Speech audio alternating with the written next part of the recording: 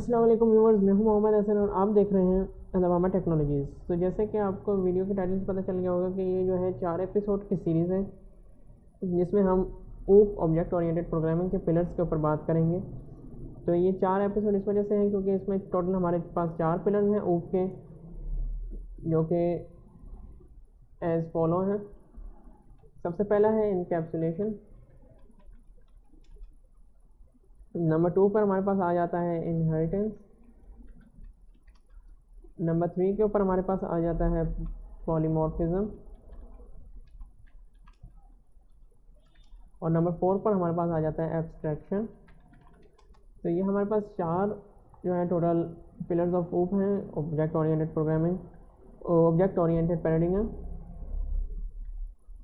तो इसके ऊपर हम सबसे पहले जो हमारी वीडियो होगी वो इनकैप्सुलेशन के ऊपर होगी। तो फिर उसी वीडियो जो पहला एपिसोड है वो इनकैप्सुलेशन के ऊपर है। तो आइए पहली वीडियो की जानिब बढ़ते हैं। तो जैसे कि इनकैप्सुलेशन के नाम से ही वाज़ेह है कि इनकैप्सुलेशन एक तरह का डाटा को, वो एट्रीब्यूट्स और वो मेथड्स जो इन एट्रीब्यूट्स के ऊपर काम करेंगे उनको एक क्लास के अंदर रख देना। मतलब एक क्लास एक एज अ कैप्सूल एक्ट करती है और उस कैप्सूल के अंदर उनको इनकैप्सुलेट कर देना, उसके अंदर उनको बंद कर देना। जैसे कि आपको ये मेरे स्क्रीन के ऊपर ह्यूमन क्लास नज़र आ रही है। इसकी एट्रीब्यूट्स हैं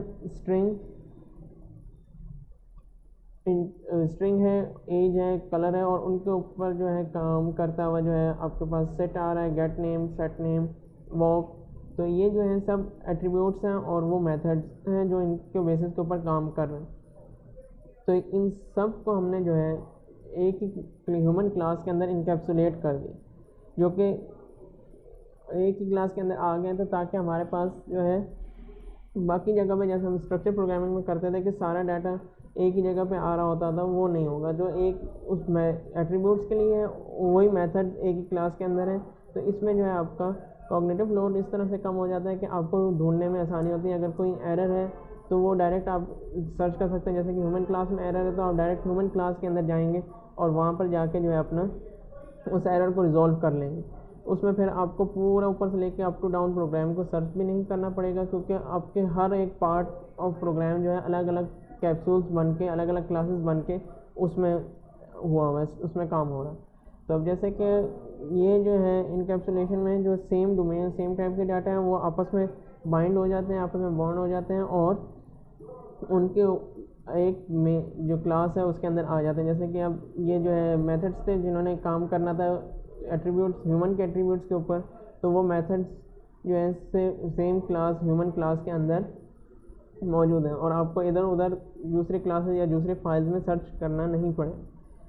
तो ये था एक बेसिक सा इनकैप्सुलेशन का, कि इनकैप्सुलेशन बेसिकली इनकैप्सुलेट नाम से ही वाज़ेह है कि एक क्लास के अंदर वो एट्रीब्यूट्स और वो मेथड्स जो कि क्या नाम है एक दूसरे से मैच करते हैं, और वो मेथड जो उन एट्रीब्यूट्स के ऊपर काम करते हैं जो कि उस क्लास के हैं, वो एक ही क्लास के अंदर रख दिए जाएँ ताकि आपको कॉग्निटिव लोड कम हो जाए और आगे एरर रिजॉल्विंग में भी मसला कम हो जाए। तो ये तो था कि आपका इनकैप्सुलेशन का। और इनकैप्सुलेशन के अंदर आप डाटा को रिस्ट्रिक्ट भी कर सकते हैं, वो है एक्सेस मॉडिफायर्स के थ्रू। हमारे पास टोटल 4 एक्सेस मॉडिफायर्स हैं, जो कि एक डिफ़ॉल्ट है, जब आप कुछ ना लिखें तो वो डिफ़ॉल्ट मॉडिफायर होता है। और सेकेंडली हमारे पास आ जाता है पब्लिक, जो कि हर किसी को विजिबल है, out of class, out of package, कहीं भी वर्ल्ड वाइड विजिबल।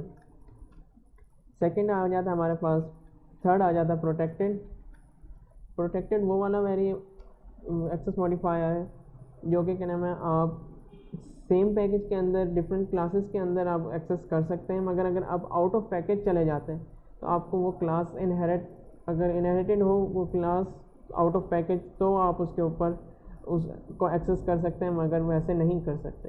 तो इनहेरिटेंस हमारा जो है अगला वीडियो में इंशाल्लाह टॉपिक डिस्कस होगा, तो आपको पता चल जाएगा कि इनहेरिटेंस क्या है।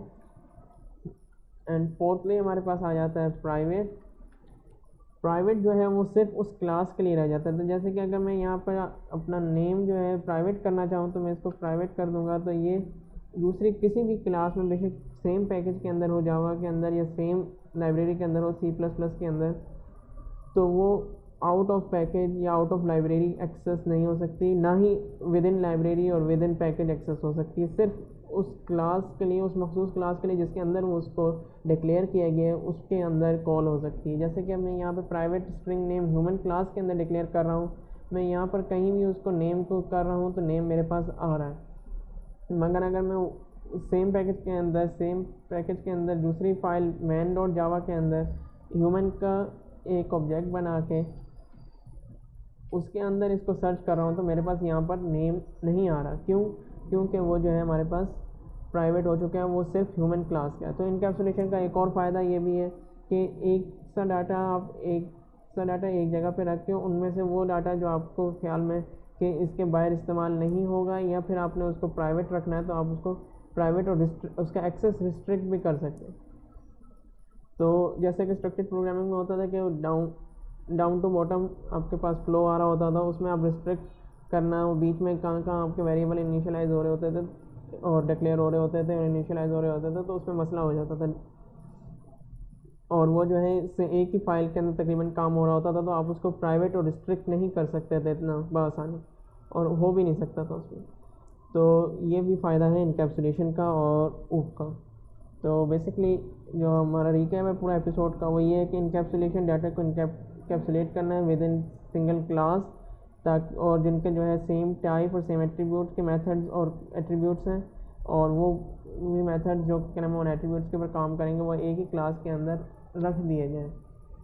तो इसको कहते हैं डाटा इनकैप्सुलेशन या encapsulation, first pillar of object oriented programming.